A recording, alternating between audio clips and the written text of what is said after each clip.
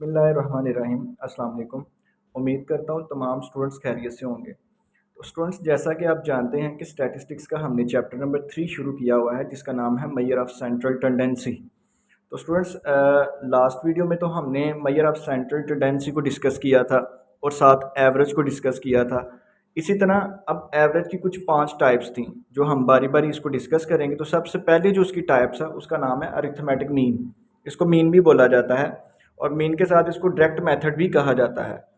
तो स्टूडेंट्स, इसको एक्स बार से जो है हम डिनोट करते हैं। जैसे कि मैंने यहाँ पे लिखा हुआ है अरिथमेटिक मीन, इसको कैपिटल A.M भी कहते हैं और इसको हम डायरेक्ट मेथड भी कहते हैं। और डायरेक्ट मेथड के साथ इसको मीन भी सिर्फ बोला जाता है। तो आए इसकी डेफिनेशन की तरफ हम आते हैं। सबसे पहले लिखा हुआ है arithmetic mean is define as the sum of all values in a data divided by the number of values. यानी कि मीन हमारे पास वो होता है कि हमारे पास अगर कुछ नंबर्स हैं, उन सारे नंबर्स को हम यानी प्लस कर दें और प्लस करने के बाद जितने टोटल नंबर हों उस पर डिवाइड कर दें, तो वो हमारे पास अरिथमेटिक मीन आ जाता है। जैसे कि यहाँ पे मैंने एक मिसाल यानी एग्जांपल्स दी हुई है कि देखें 1, 3 और 4, ये हमारे पास 3 नंबर हैं और तीनों नंबर्स को अगर हम प्लस कर दें और प्लस करने के बाद हम 3 पे क्यों कर रहे हैं, क्योंकि 3 नंबर है हमारे पास, 3 पे डिवाइड कर दें तो हमारे पास आ जाता है 2.6, यानी आंसर आ गया। तो अगर हमारे पास यहाँ पे 4 नंबर होते तो 4 पे ही डिवाइड करते, यानी टोटल नंबर पे। इसी तरह अगर हमारे पास आ जाता 5 आ जाते नंबर तो 5 पे ही डिवाइड करते। तो इस सारे प्रोसेस को हम कहते हैं अरिथमेटिक मीन। तो इसमें जो कोटेशन यूज़ होती हैं, जो फार्मूलाज यूज़ होते हैं अरिथमेटिक मीन में, वो आपको कुछ मैं बताता जा रहा हूँ।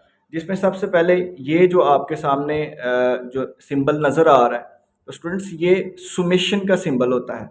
सुमेशन भी कहा जाता है, इसको सिग्मा भी बोला जाता है।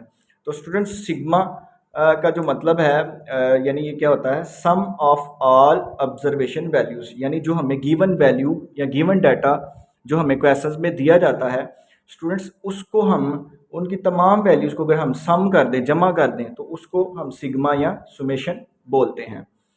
तो स्टूडेंट्स, जैसे कि ये देखें हमारे पास 3 नंबर थे, 1, 3 और 4। ये 3 नंबर हैं, तीनों को हमने क्या किया हुआ है, सम किया है, जमा किया है। तो जमा के लिए जो हम सिंबल यूज़ करेंगे वो होगा आपका सिग्मा। तो ये सिग्मा भी इसको बोला जाता है। तो इसको हम कहते हैं सम ऑफ ऑल ऑब्जर्वेशन वैल्यूज़। इसी तरह यहाँ पे जो n होगा, स्मॉल n, तो स्मॉल n का स्टूडेंट्स मतलब ये होगा total number of observation values. यानी जितने हमारे गिवन वैल्यू में नंबर होंगे उसको हम जो है वो टोटल नंबर काउंट कर लेंगे, वो हमारा स्मॉल n कहलाएगा। इसी तरह इनके जो अरिथमेटिक मीन के फार्मूलाज हैं उनमें जो अब एक और सिंबल यूज़ होगा वो x होगा। तो स्टूडेंट्स, जो x होता है बेसिकली एक वेरिएबल होता है।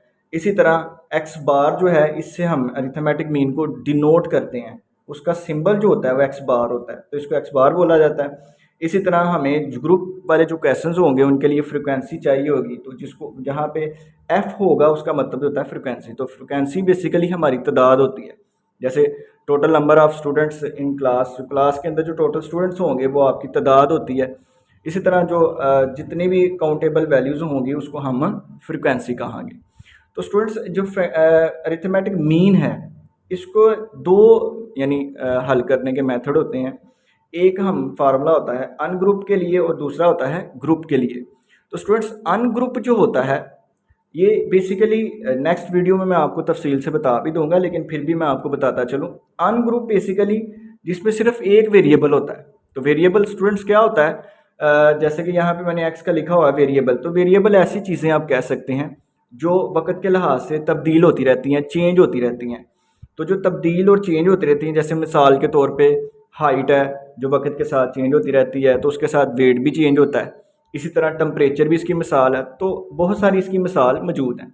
तो जिसमें सिर्फ एक वेरिएबल होगा वो आपका अनग्रुप यानी वो डाटा होगा, और अनग्रुप के लिए हम ये वाला फार्मूला जो है वो यूज़ करेंगे, यानी x bar is equal summation x over small n।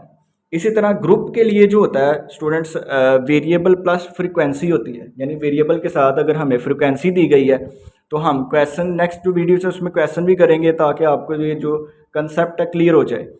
तो बहरहाल ये है कि अनग्रुप के लिए सिर्फ एक वेरिएबल होगा और ग्रुप के लिए वेरिएबल प्लस फ्रीक्वेंसी भी देगा, जिससे हमें पता लगेगा ये वाला जो क्वेश्चन है ग्रुप का है या ये वाला क्वेश्चन अनग्रुप का है।